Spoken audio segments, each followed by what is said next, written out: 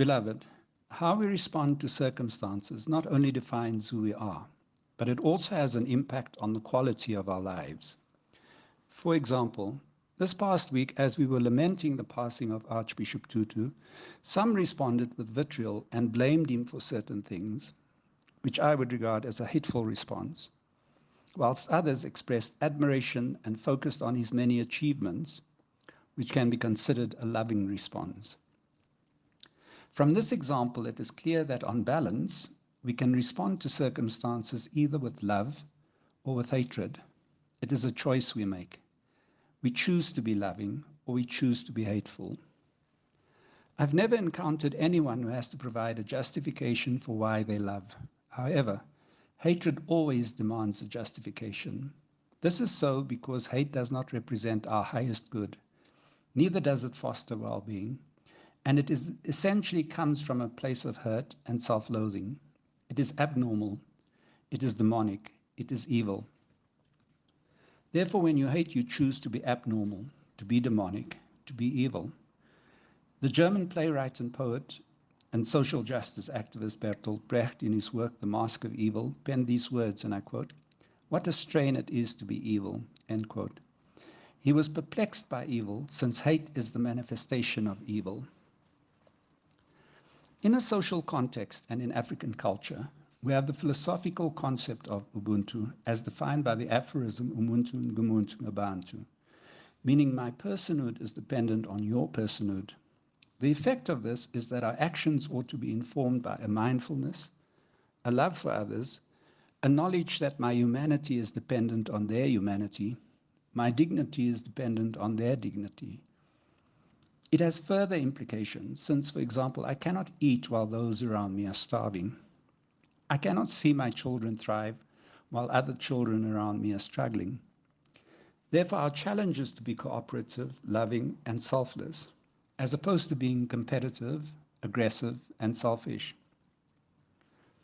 At a personal level, be aware that self-hate is still hate. It is demonic. Be true and choose love. Be true and choose Yeshua. Be true and stop hating. Stop blaming others despite the hurt they may have caused you. Start loving yourself enough to take responsibility for your life, with its failures and successes. Stop looking for love from a place of hurt and emptiness, but rather love the person in the mirror first. For example, respect the person in the mirror enough not to sleep around and be abused, thus adding more sorrow and more hurt to yourself. Love that person in the mirror enough to take good care of him or her. Don't sell yourself short. Stop being misguided. I reiterate, be true and choose love. Be true and choose Yeshua. Be true and stop hating. In fact, it is love for you and me that propelled Christ to the cross, as he says in John 3, verse 16 to 17. And I quote, "For God so loved the world that he gave his only begotten Son, that whosoever believe in him will not perish, but have everlasting life. For Christ came into the world not to condemn the world, but that the world might be saved through him." End quote. May God bless you as you decide to love, to share that love with yourself and with everyone around you. Always remembering that, and I quote, "Love is patient and kind. Love is not jealous or boastful or proud or rude. It does not demand its own way. It is not irritable, and it keeps no record of being wronged. It does not rejoice about injustice, but rejoices whenever truth wins out.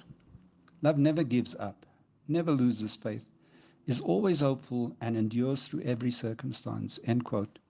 And that is from 1 Corinthians chapter 13, verses 4 to 7.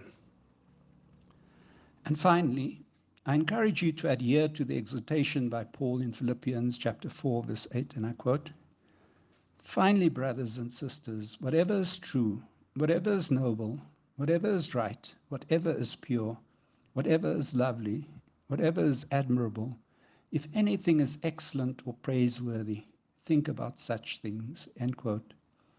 Stay blessed, stay loved. Shabbat Shalom.